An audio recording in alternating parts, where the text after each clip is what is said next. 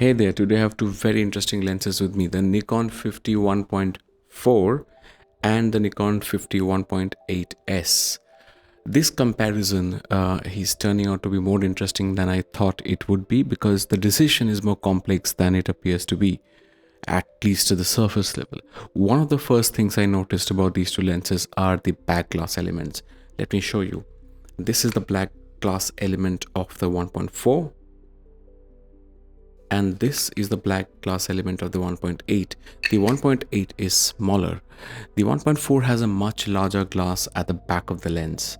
The 51.4 has a much larger glass at the back of the lens, so I thought this must mean a wider projection area and therefore undistorted larger bokeh balls. So that's where we will start this review, with the balls. I mean, with the look of the 51.4 and how it compares with that of the 51.8S. You can see that at 1.4 the balls look nice and soft on the 51.4, but at 1.8 it looks rounder. And yes, at the corners the 51.4 has rounder bokeh balls. The 1.8S has elliptical shaped balls at the corners.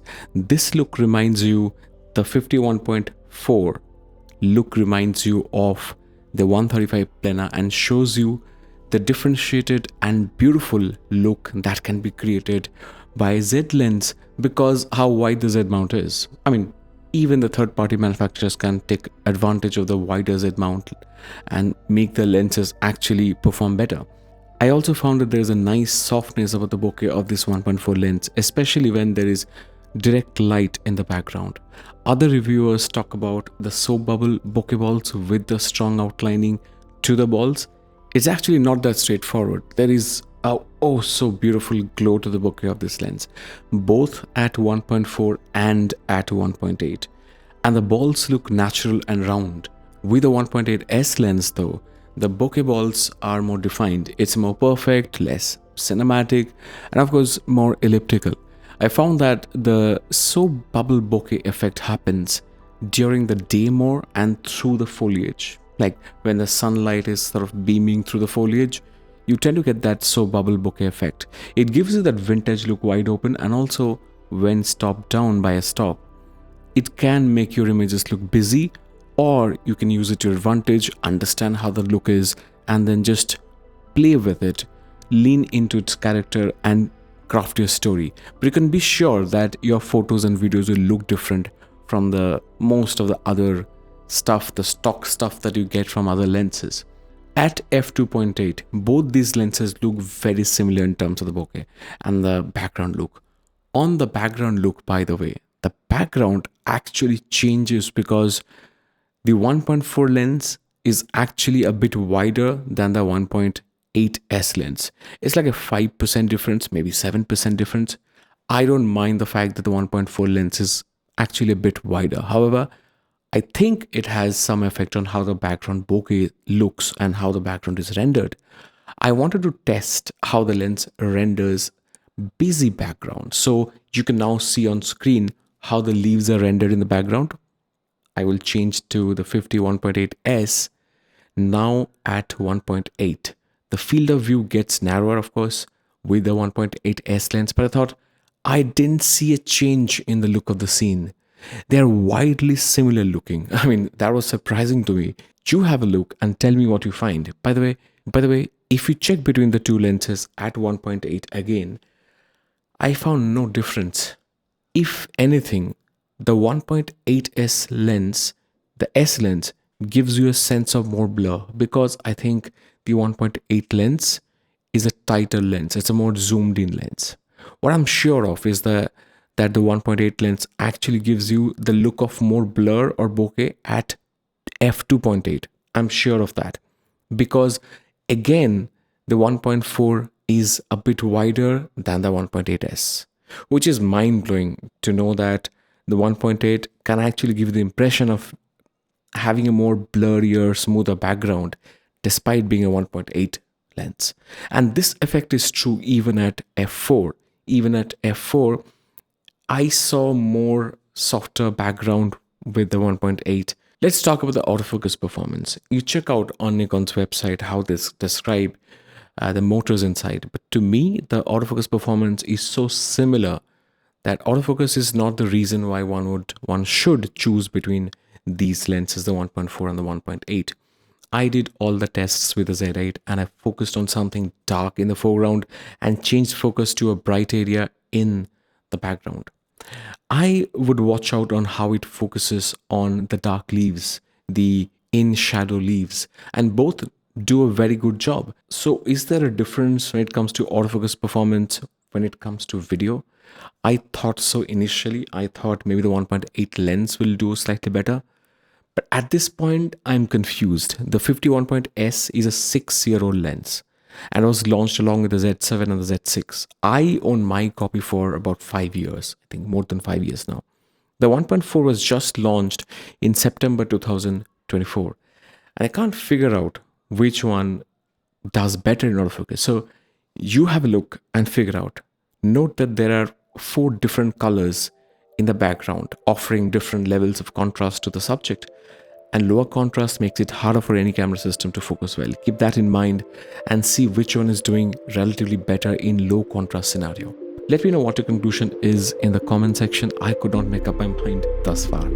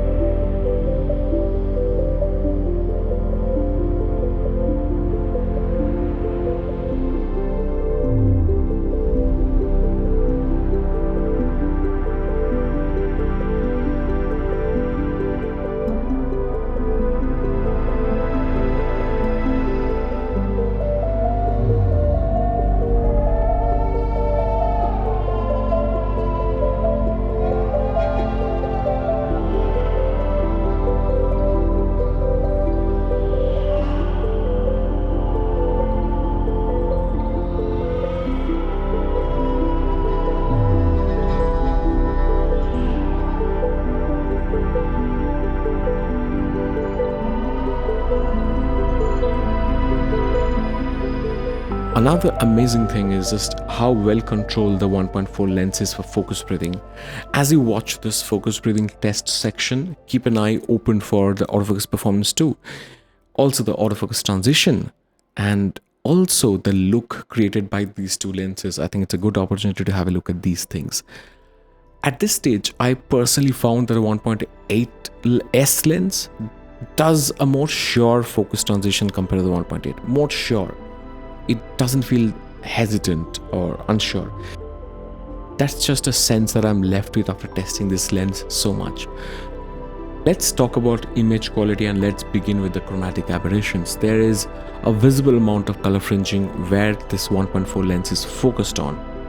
It will become visible when you shoot fine things against light, especially fine things like hair, fabric, branches of trees or wires. It'll catch the fringing. You will see the fringing happen, especially against light. Good news is it's quite good at f2.8. At f2.8, this lens gets quite clean. So I asked myself a question: is this f1.4 lens a character lens from 1.4 to 2.5, let's say? And then does it start to perform like a clean, perfect, professional lens 2.8 onwards? We'll see if that happens, if that hypothesis is true or not going forward. By the way, at this point, if you like this video, please subscribe. Yeah, that'll really help the channel. By the way, it's not like the S lens doesn't have any chromatic aberrations. This is the S lens. It's not like the S lens doesn't have any chromatic aberrations at 1.8 wide open. It has, but it's more manageable and subtle. Even the S lens achieves almost perfect status at f2.8 when it comes to chromatic aberration. But we have to see this holistically. So let's see how the 1.4 does with longitudinal chromatic aberrations, the chromatic aberrations that you see in autofocus areas. And let's try and take a holistic view. At 1.4, the 1.4 lens is quite colorful. The black text is every other color. You have seen these colors wide open in the bokeh as well, but you did not notice before because usually it becomes a problem for fine things, not for stuff blurred in the background. At f4, this LCA or longitudinal chromatic aberration is gone on the 1.4 lens. Well, LCA doesn't disappear, it just becomes less perceptible as you start stopping down. When you compare this performance with the S lens, you know why this is an S lens and why you should not rub the front element of your lens and lose the coatings on your expensive lenses. At f1.8, you have LC or longitudinal chromatic aberration on the S lens too, but minimal. At f2.8, it's completely gone. Have a look at how it looks at f4 just for mental satisfaction. So overall, while fringing on the focus plane is gone at 2.8 on the 1.4 lens, longitudinal chromatic aberration or chromatic aberration in the background goes away only at f4. So is the 1.4 lens a character lens from 1.4 to f4 and then starts becoming a pro lens starting f4? Let's look at sharpness test and find out the answer. But before we do go into sharpness, let's look at vignetting. Both lenses have vignetting wide open, but it's evenly exposed once you stop down by one stop, which means the 1.4 lens has almost no vignetting at 1.8, whereas the 1.8S lens has no vignetting at 2.8. Maybe a little wider, larger back glass element on the 1.8S would have made this lens just perfect, and this probably would have been vignetting free even at 1.8, just like the 135S Plena. And I think that's a good idea for the 1. Version 2 of this 1.8 lens. About sharpness. Well, the 1.4 is sharp. Well, sharp enough in most situations, but between 1.4 and 1.8, it's not as sharp as the 1.8 lens, meaning at 1.4, this new 1.4 lens is not as sharp as the 1.8 at 1.8. At 1.8, the new lens is not as sharp as the 1.8S lens wide open at 1.8. But at f2.8 though, the 1.4 lens is as sharp as the 1.8 at 1.8. Okay. At f4, the new 50 millimeters is as sharp as the older 1.8S lens at 2.8. So at f4 sharpness equals the S lens's 2.8 sharpness. At f5.6, the new 1.4 lens is perfectly sharp throughout, and it has little less contrast throughout, although when it comes to sharpness, it's equal. Overall, I've seen that the 1.4 lens has a little less contrast. So the new 1.4 lens starts hitting hard at f2.8 onwards. At this point, you should be feeling a bit confused. What am I saying really? Which one is better? Which one should you go for? Well, it would have been easier for Nikon to give you a non-S lens, which is more affordable, with more compromises to keep things simple and clear for us. They could have just made this lens not as good. It's harder to offer a technology in a non-S lens that makes the lens match an S-line lens on so many parameters and make it come so close to the S-line lens, make it harder for you to decide. It means in about 2 years or 2.5 years, an update to this beautiful 1.8S lens will happen. And that version of this S lens will have to be clearly so much ahead of the 1.4 lens, non-S lens, that it becomes a clear winner. It's just remarkable how good this 1.4 lens is, honestly, for what it is and for the money you pay for it and for what this lens is supposed to be, a non-S lens. Yes, I think it's a character lens with unique background rendition, beautiful soft flare and glare when the light hits the lens directly. A look that complements the skin beautifully for amazing portraits and offer amazing filmic low contrast look that you want to get for video filmmaking. Its focus transition is smooth, and in my experience, when you use the ring on the lens to pull focus, it does so quite confidently and smoothly. What about 3D pop? The S lens has all the coatings and I think 2 ED glasses. The 1.4 doesn't have all that, and yet I can see more pop and more 3Dness on the 1.8 lens than on the 1.4. You be the judge on 3D pop and dimensionality, but I know for a fact that modern lenses have more 3D pop because it can give you a sense of distance within the frame better, because they project the light more faithfully on the sensor instead of distorting the light along the way. So when you project the light more faithfully, you have more realistic, dimensional looking and contrasting images, which happens because there is more faithful rendition of details at the pixel level. Anyway, those are all conspiracy theories. Let me know what you think of this review. Leave a like on the video and subscribe to the channel. I'll see you soon with the next one. Let me know, are you going to get the 1.4? Do you have the 1.8?